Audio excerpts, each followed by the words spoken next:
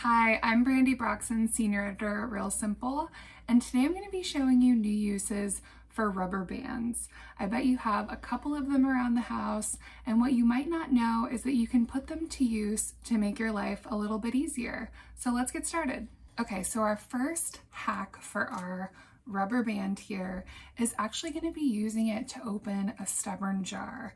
Sometimes you get those newer jars and the first time that you open them you need a lot of elbow grease.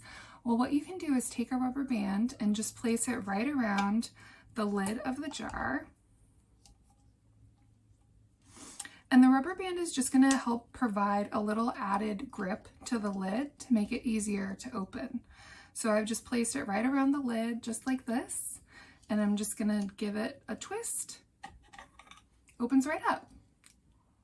Okay, so my next hack is actually for your soap dispenser. We're all washing our hands more these days. Soap is like liquid gold. We're really trying to not waste it and conserve it a little.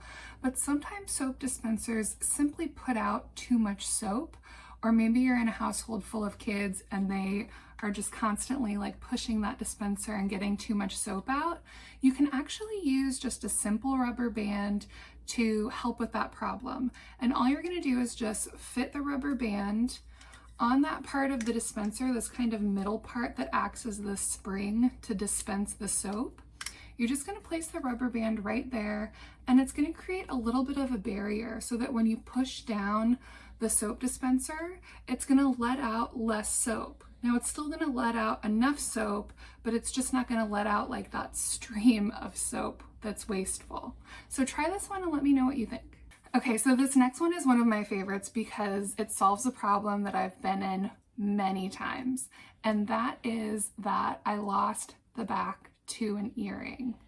What you can do is use just a little piece of rubber band as a temporary earring back. You're just going to cut a little piece from the rubber band and place it right on the back of the earring, and you're good to go. It's going to stay all day. Keep it securely in place until you can get another earring back to replace it.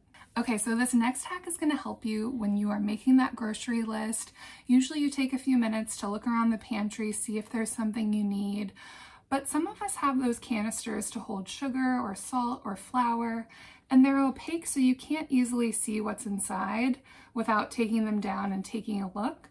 So what you can do is use a rubber band to keep a mark of the level of what's inside. And so you're just going to place a rubber band on there. I'm going to look inside to see what level my flaky salt is at.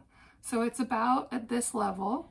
And every time I use some of that salt, I'm just going to move the rubber band down so that I can see when I get to the bottom, just with a quick glance, that I might need to stock up on some more salt. So I've been cooking a lot more during this time, and a problem that I've run into with my cutting board when I'm chopping and dicing is that it moves a little bit on the countertop.